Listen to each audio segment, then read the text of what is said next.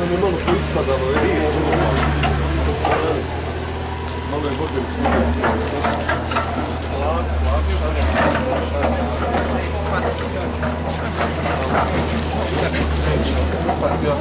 Prosto, Lelku, djeti, šta radiš? Ne ozbiljno. Evo švercam. Hoćemo da otvorimo second hand. Ajde, predstavi se, reci.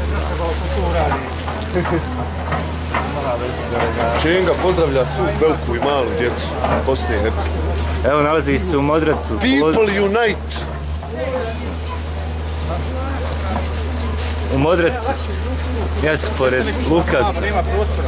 Pogođeno 20 kuća.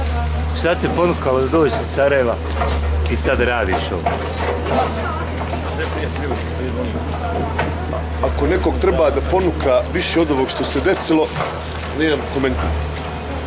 Sve se samo kazalo. Nema mi šta ponukat, brete, ovo je dužno svakog građana Bosne i Hercegovine koji je u mogućnosti da pomogne. Samo treba malo više organizacije i svega ostalog. Biće što sve u redu. Ljudi, ujedinite se.